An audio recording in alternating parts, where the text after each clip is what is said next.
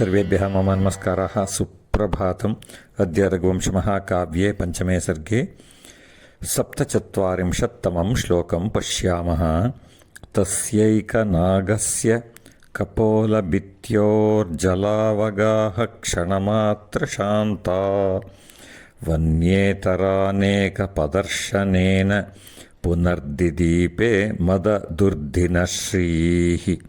इदानीं प्रतिपदार्थं पश्यामः। तस्य एकनागस्य एकैकगजस्य तस्य कपोलभित्योर् कपोलस्थलेषु जलावगाह क्षणमात्र शान्ता जल अवगाहेन क्षणमात्र निवृत्ता वन्येतर अनेकपदर्शनेन वन्येतर इत्युक्ते ग्राम्य अथवा नगरीय बहुगजान् अवलोक्य पुनर्दिदीपे पुनः दिदीपे ववृदे मददुर्दिनश्रीः मदवर्षलक्ष्मीः। इदानीम् अन्वयं पश्यामः। तस्य एकनागस्य कपोलभित्योर्जलावगाह क्षणमात्रशान्ता मददुर्दिनश्रीः वन्येतरानेकपदर्शनेन पुनः दिदीपे। इदानीं तात्पर्यं पश्यामः। गजः तीव्रमदस्थितौ आसीत्। नर्मदानद्यां जलक्रीडां कृत्वा आगच्छति स्म। अतः तस्य कपोलभित्तौ मदजलः किञ्चित् क्षणमात्रं स्थगिता। इदानीं गजः ग्रामीणनगरीय अनेकगजान् अपश्यत्। कारणेन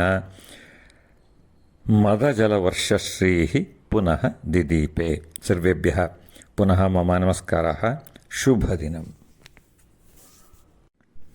ಎಲ್ಲರಿಗೂ ನನ್ನ ನಮಸ್ಕಾರಗಳು. ರಘುವಂಶ ಮಹಾಕಾವ್ಯದ 5ನೆಯ ಸರ್ಗದ 47ನೆಯ ಶ್ಲೋಕದ ತಾತ್ಪರ್ಯವನ್ನು ಈಗ ನೋಡೋಣ. ಹಿಂದಿನ ಶ್ಲೋಕದಲ್ಲಿ ಹೇಳಿದ್ದಂತೆ ಮದ ಬಂದಂತಹ ಬೃಹತ್ ಗಾತ್ರದ ಗಜ ಶೈಲೋಪಮಃ ಅಂತ ಹೇಳಿದ್ದಾನೆ ಕಾಳಿದಾಸ. ಪರ್ವತದಷ್ಟು ದೊಡ್ಡದಾದಂತಹ ಆನೆ ಅದು ನರ್ಮದಾ ನದಿಯ ಮಧ್ಯಭಾಗದಿಂದ ತೀರಕ್ಕೆ ಬರ್ತಾ ಇದೆ. ಅದು ಜಲಸಸ್ಯಗಳನ್ನು ಎದೆಯಿಂದ ಎಳ್ಕೊಂಡು ಕತ್ತರಿಸ್ಕೊಂಡು ಅದರ ಜೊತೆಗೇ ಕೆಲವನ್ನ ಹೊತ್ಕೊಂಡು ತಳ್ಳಿಕೊಂಡು ಬರ್ತಾ ಇದೆ. ಆನೆಯು ತೀವ್ರವಾದಂತಹ ಮದಸ್ಥಿತಿಯಲ್ಲಿ ಇತ್ತು. ಮದಜಲವು ಹರಿತಾ ಇತ್ತು ದೇಹದಿಂದ, ಹಣೆಯಿಂದ, ಕಪೋಲದಿಂದ. ಅದನ್ನು ಮೊದಲೇ ಹೇಳಿದ್ದಾನೆ ಕಾಳಿದಾಸ.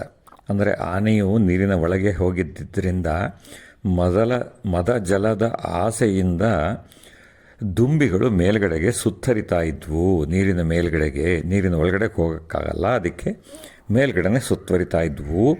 ಅವು ಮದ ಬಂದಂತಹ ಆನೆಯು ನೀರಿನ ಒಳಗಡೆಗೆ ಹೋಗಿತ್ತು ಅನ್ನೋದನ್ನು ಸೂಚಿಸ್ತಾ ಇತ್ತು ಅಂತ ಮೊದಲೇ ಹೇಳಿದ್ದಾನೆ ಕಾಳಿದಾಸ.